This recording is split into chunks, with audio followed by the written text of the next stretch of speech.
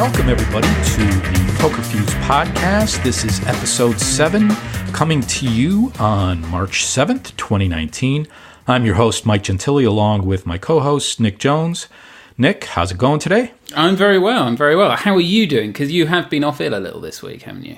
Yeah, I was under the weather for a bit earlier this week, but I think I am definitely on the road to recovery, if not fully recovered. Excellent, because you left me to fend for myself a large part of this week. It's been tricky. And you did a great job holding down the fort. I appreciate that. Well, we've got a lot of topics to get through once again this week, so I guess we should just dive straight in.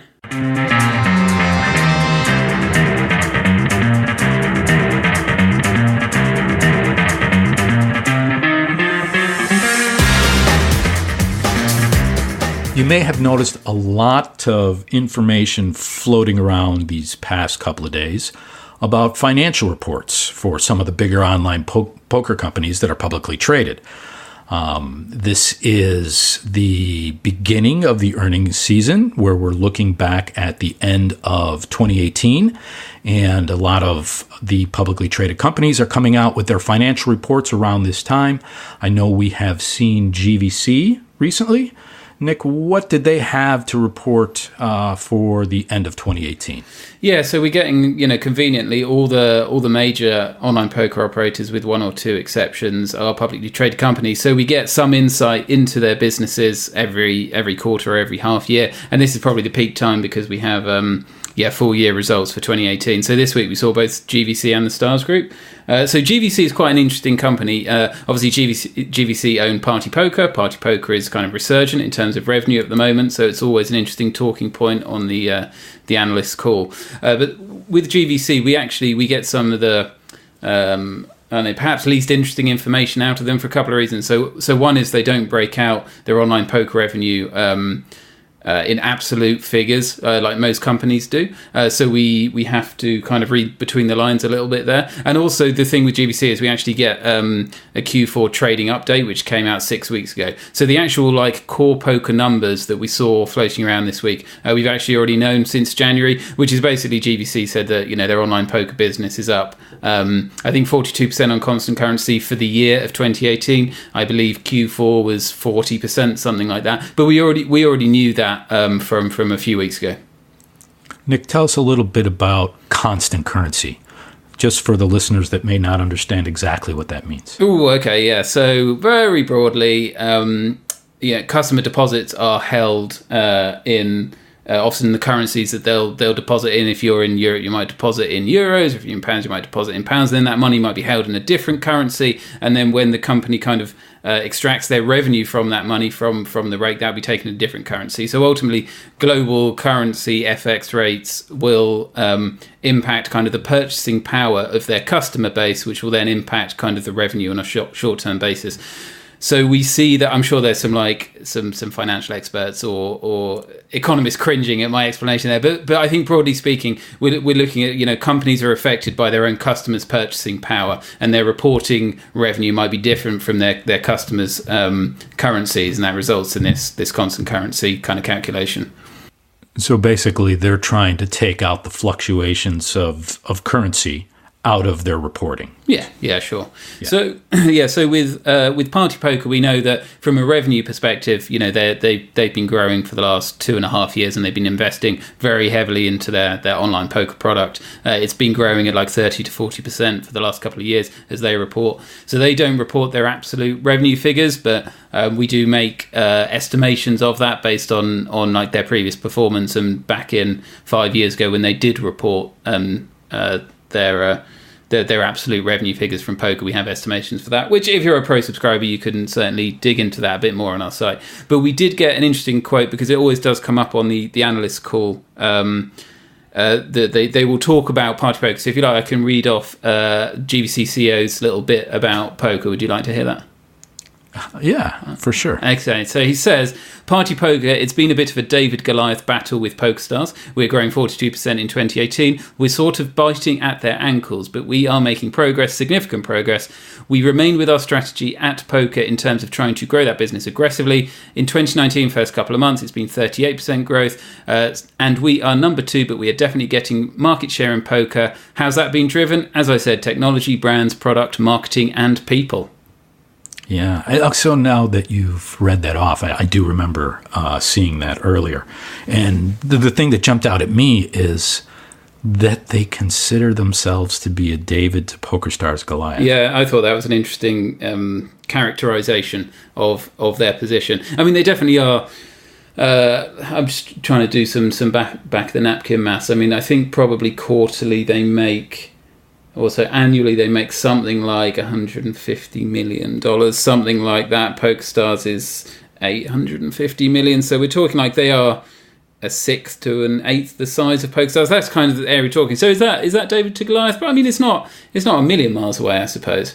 Yeah, I guess it just feels like when we look from an industry perspective at all the things that are happening, the competition between the two companies, they seem to be holding quite a bit of the attention of the poker community. Yeah, I mean, in terms of the companies themselves, they're actually fairly similar in stature in that GVC as a global corporation, obviously they recently purchased Ladbrokes Coral, which has a large retail business in the UK. I think their online segment, they generate somewhere in the region of like £2 billion a year, I believe. And if you add on their retail on top of that, I think it's more like 2.5 to 3 billion.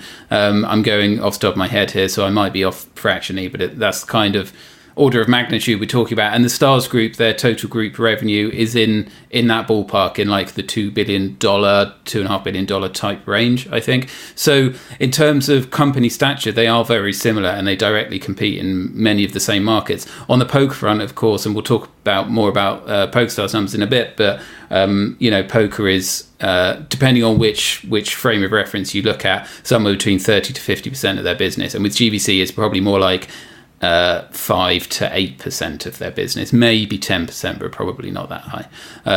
So yeah, maybe in that respect it is David and Goliath. I mean, obviously the important point you have to mention with all of this is that raising revenue can cost quite a lot, and absolutely Party Poker is investing a lot of money to grow that revenue. And again, these figures are not broken out. GVC does not divulge. So they did divulge a figure they call contribution and contribution margin, which is effectively like top of the line profit.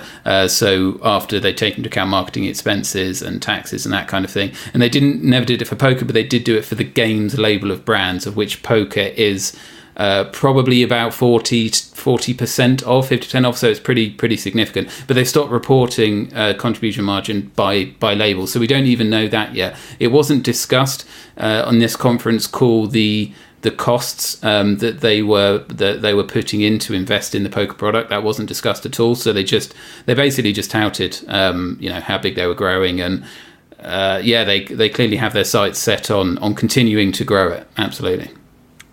Yeah, so while they don't break out poker, I believe our model to estimate their revenue from poker is pretty good.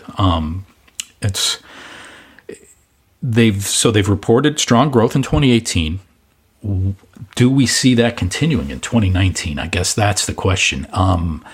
Their trajectory is headed upwards, as far as I can tell. I don't see any particular headwinds that seem like would impede their progress in the coming year. And as a matter of fact, it seems like with shared liquidity, even in the European market, the European shared liquidity, it seems like that only appears to be growing for them in 2019. Do we expect them to continue to do well? Yeah, I mean, they clearly shown that they can spend the money to grow revenue, right? So as long as they're willing to continue to do that, I can't see why they won't continue to grow their own and grow their market share. That's the main thing. So another big question is, are they reaching new poker customers, or are they just taking players, many of them perhaps high volume players away from PokerStars and away from 888. But, Party Poker seem happy to do that. They seem happy to be investing their money. And, we've talked previously on the podcast, and there's lots of content on our websites about, their investment in their streamer program, their investment in their really high rewards program. So these things do come at a cost, but they can clearly feel like they can justify it. It's still a very small proportion of their total company revenue. So if they feel that feeds back into the brands, if it feeds back into their other products, then I see no reason why that can't continue into 2019. Yeah, hearing you talk there, I guess then the biggest risk that I see for the coming year would be the impact of courting all these high volume players, the impact that will have on their player ecology. I don't know that is something that will play out in that short of time between now and the end of the year. That might be more of a long-term effect. But beyond that, I'm not seeing very many pitfalls.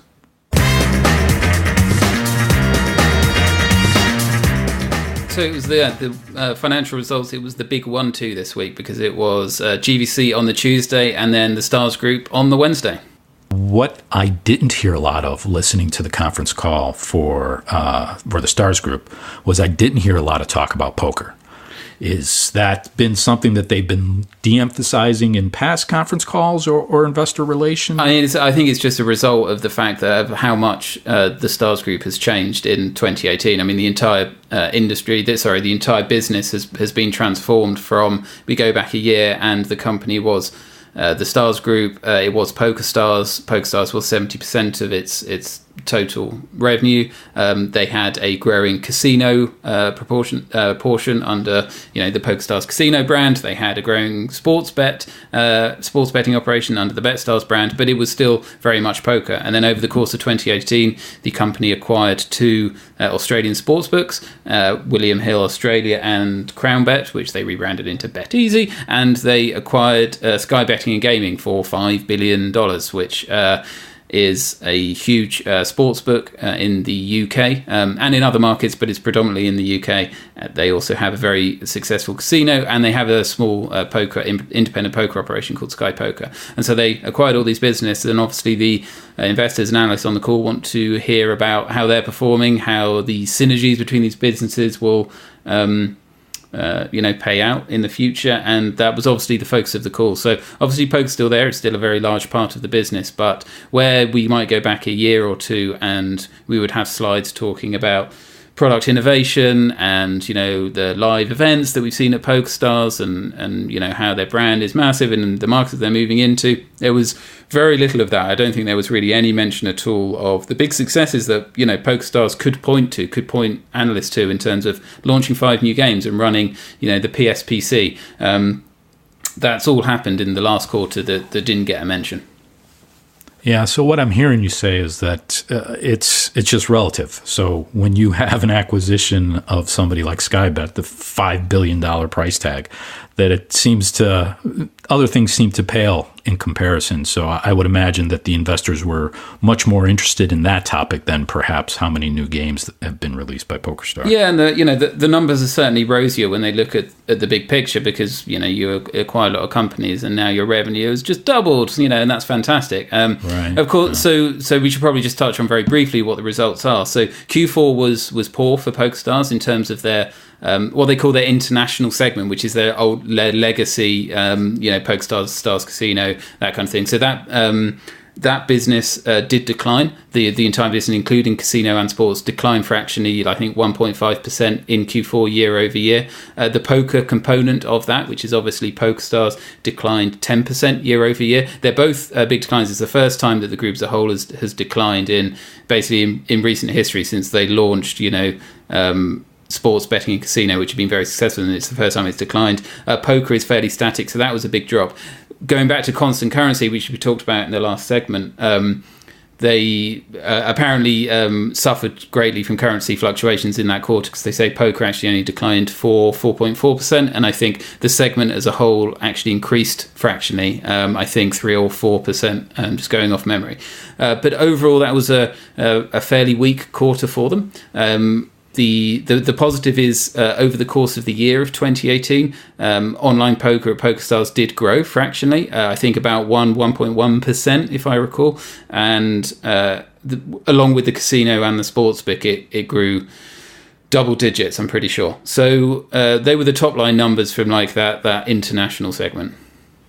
So to recap, poker up for all of 2018, but down, let's call it 4% to be fair with constant currency, in Q4. Correct, yeah. Correct? So what are some of the reasons that we saw that decline? Listening to the call, it seemed that they were quite focused on Russia when talking about the decline in poker. Yeah, I think it's fair to say that they were. It was a little bit cagey for the reasons. From previous conference calls, they have openly talked about some of these problems. In this call, there were really only two things. Russia was the only specific thing that was kind of talked about in the opening segment of the investors call. So they have been facing regulatory headwinds in Russia, and PokerStars is, I think, uniquely exposed to the Russian market. I think they do not disclose this, but we have estimated that it's probably 10 to 12% of their revenue in, again, this international segment comes from Russia, and that has faced some issues which they talked about in Q2. I mean, they highlighted back in Q1, Q2. They suffered from declines in Q3. They talked in Q3 that they thought these issues would be resolved quickly. It certainly looks like that there was, that continued into Q4, and they talked about that they expect this to continue into this year, although they do reassure investors that they have a positive outlook on the market.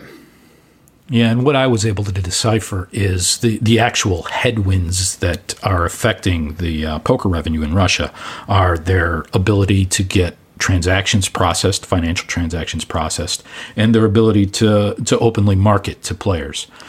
Would you say that's correct? Yeah. I think with broad strokes, they're the main issues they're focusing. It's not a white market, should we say, in terms of any online gaming company operating there. And without getting into the real nitty gritty of the situation, because it's a fairly complex topic, over Q4, PokerStars did launch a PokerStars Sochi client, which we can only assume is specifically to neutralize or mitigate some of the problems they're facing. All we can say is obviously these problems do continue. To say a 4% decline is 4.4% decline is significant. That was the only major reason they gave. It was also hinted at that they had their app removed from some app stores. Norway was mentioned, and it's something that we have talked about in the last quarter. So that was kind of a known headwind. But they were the only two major ones. When we actually think, so on the yearly front, so they did increase poker in 2018 as a whole, and that's with their withdrawal from Australia, which was a big market that they withdrew from in the summer of 2017. So the fact that they grew in 2018 despite that shows that they can mitigate and grow despite regulatory pressures. Right, and they did caution or try to temper expectations by saying that their goal is to grow their poker product by small amounts consistently. Yeah, and to be fair, they have done that. 2017 was growth over 2016, and again 2018 on 2017. And there's favourable kind of favourable wins as well, with obviously European shared liquidity has been a big bonus for them. There's regulation in the Netherlands coming. Regulation in Sweden will ultimately be positive, but there will be upfront costs involved in these new markets. The US is something positive to look towards, potentially Brazil, potentially Argentina. So all these were touched on in the call, but just going back to what we were talking about at the start, a lot was on, the integrations with Skybet, the performance of the Australia market, these kinds of things. They also seem to have a positive outlook on Italy and their potential to join the European shared liquidity pool. Yeah, so that was brought up again. There were some interesting questions, actually, during the Q&A segment. That was one of them. I mean, I don't think anything was said other than we're still hopeful that it could happen. It would be a huge benefit to PokerStars. They are by far the largest operator in Italy. They are currently neck and neck with Winamax in terms of, and that's with Winamax. They're not in Portugal yet, and they've only just launched in Spain. So the addition of Italy would be a huge win for them and would really help on the competitive front. And yeah, I mean, I wouldn't be surprised if they'd say anything other than that. You know, everything that we're hearing from Italy is that there was lobbying going on, and there was political pressures, and there's nothing really stopping it happening other than the right person signing off on it. So I think they're always going to say they're hopeful, and yeah, I mean, it's going to be good for it's good for them especially, but it'll be good for the whole industry. It's obviously good for players. So you know, fingers crossed that does happen. Another area that I found interesting was their talk about the U.S. market. Now, when they're talking about U.S. market, they are also considering the potential for sports betting. But they specifically said that they have seen no slowdown or drop-off in progress in their U.S. operations as a result of the new DOJ opinion. I thought that was quite interesting. And they continue to maintain positive momentum, I believe is the words that they used within the U.S. Yeah, I think the U.S. strategy for the Stars Group is interesting in the sense that the company that they acquired, Sky Betting and Gaming, you know, experts in sports betting, have done exceptionally well in the UK market, but they don't have particular knowledge of what are, you know, emerging growth opportunities, which are the United States and potentially South America, with Brazil in particular looking like it's going to pass potentially sports betting only bill. And so they have, for a lot of money, bought a company with a great brand and a lot of expertise. But it's also a market that they were already doing well in, perhaps not in sports betting, and they definitely needed a leg up there. But in terms of online poker, obviously they're massive here. So they need to justify, you know, this cost with these new markets, and they certainly do not have, you know, they're facing some extremely tough competition, entrenched competition in the United States, and you know, other operators with assets already in the market and better penetration in the market.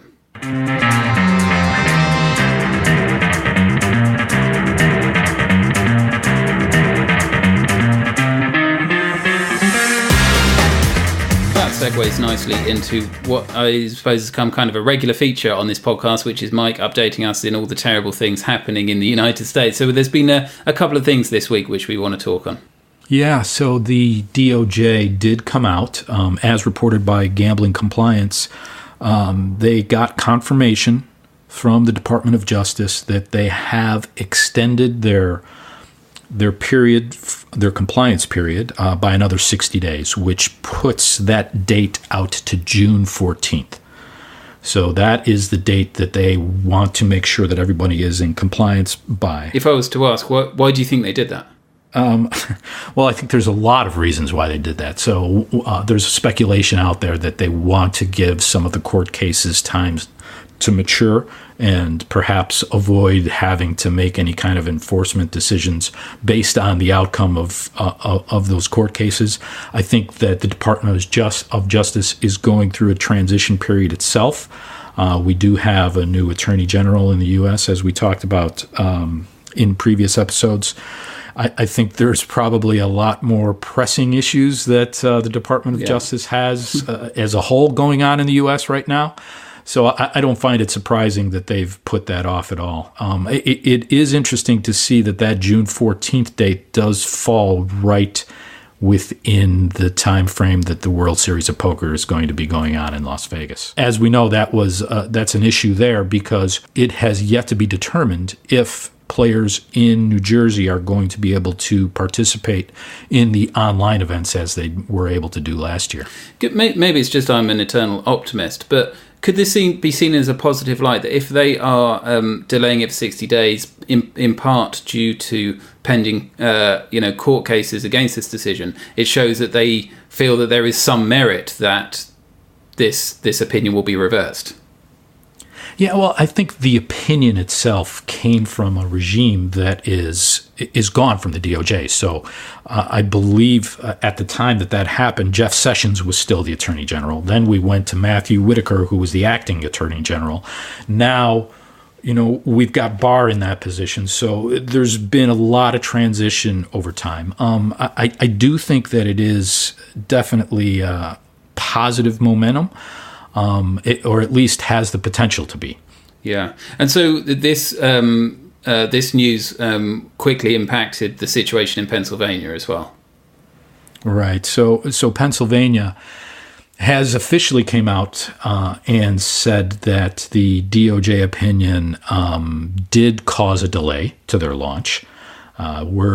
They've given us some time frame. So we've had some comments from the gaming board in a hearing last week that was at the end of last week that have given us some insights into what's going on there. They're looking at 3 to 4 months before they launch, which puts us end of June, early July. They have, if you recall, once the DOJ opinion came out, they gave operators 30 days to say, hey, we realize that this is a change from what you may have been planning. We want plans of how you are going to comply with this new opinion.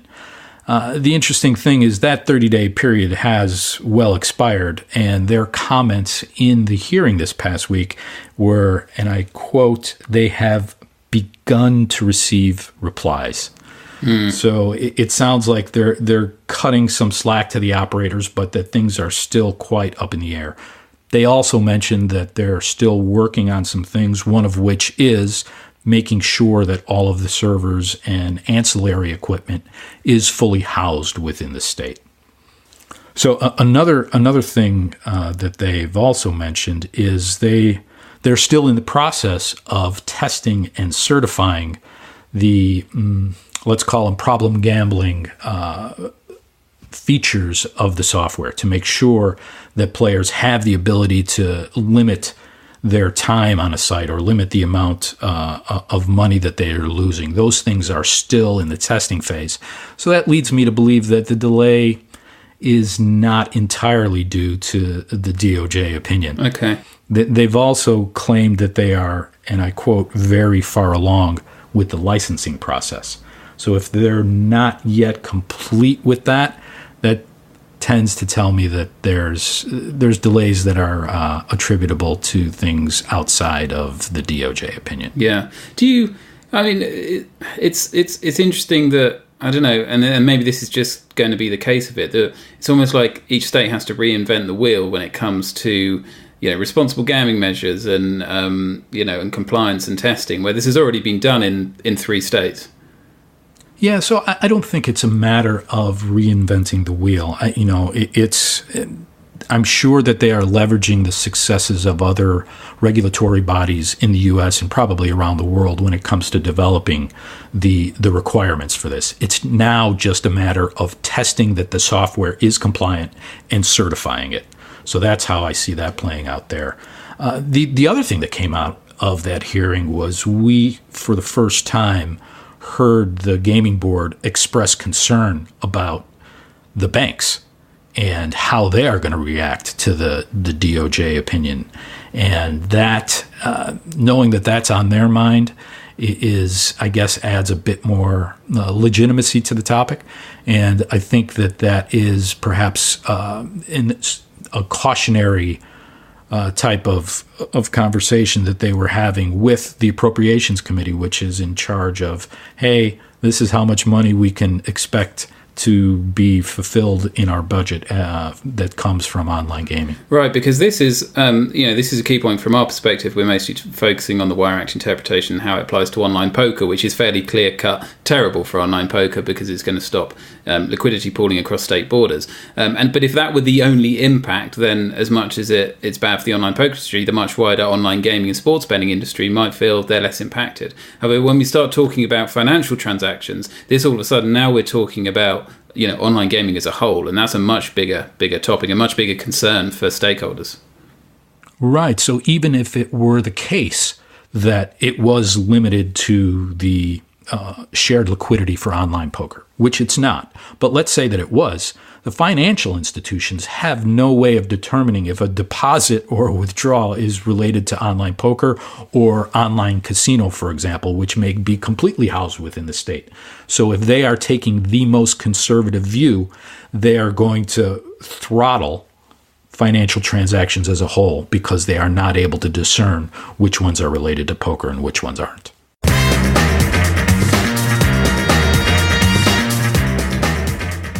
So just quickly glancing at the clock here, we are running really over time, but there's one more topic we want to touch on very quickly because it's something that we followed a lot in this podcast since kind of episode 1 when we first released the details of PokerStars and changing their third-party software policy on automated seating scripts. That policy actually came into effect on Monday, and we have an interesting article up on PokerViews yesterday, definitely worth checking out, where we discuss the topic from the perspective of many of the developers of these tools and how they are trying to get around or mitigate the impact.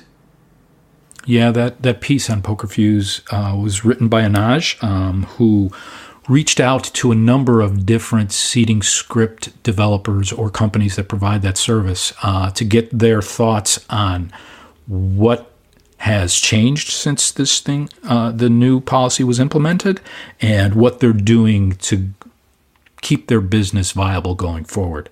What we found is that they are trying to find new areas to differentiate. So, for example, these seating scripts are limited that they cannot use notes or any behavior of play of the opponents in order to determine where to seat the user.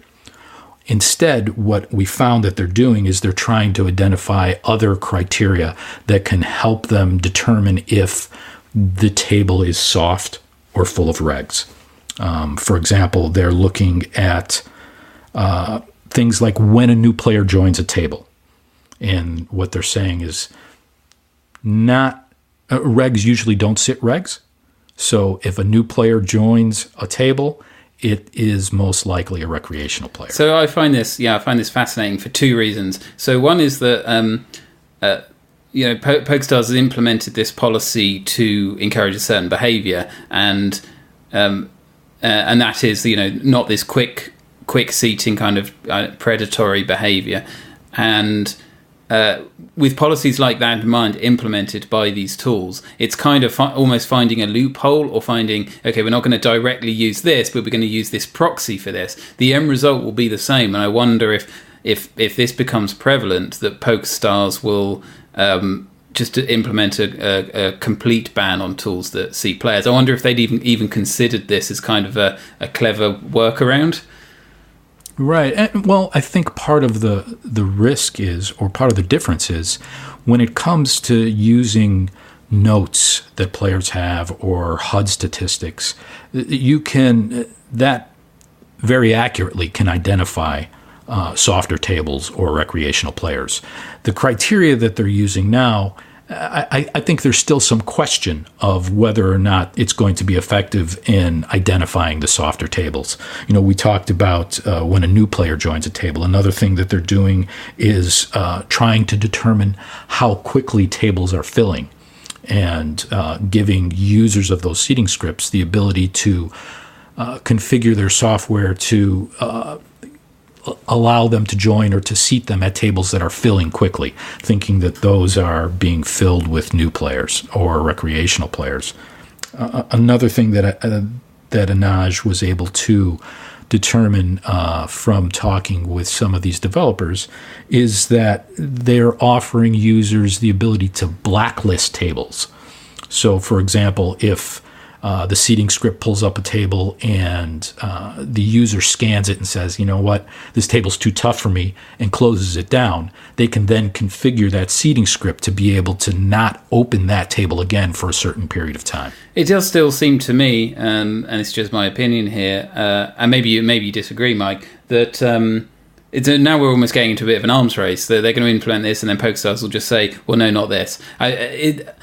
I don't know, because it's following like the letter of the law, but not the, what's the phrase? Not the spirit of it. Exactly. And I mean, it leads me to wonder, like, well, why didn't PokerStars just stop it entirely? And that avoids that kind of these kind of loopholes. And obviously, I think the answer there is that seating scripts overall are positive, right? It means that if a player sits down, they want full tables. They think that's a better experience. It's better from the operator's perspective, just from a rate perspective, and they want full tables. This is why fast fold is so popular. And the recreational player generally doesn't want to play 2 or 3-handed on a 6-hand table. They want a full table. And so I think the reality is that they want the tables to fill fast. They just want them to fill fast in not a predatory manner, I suppose.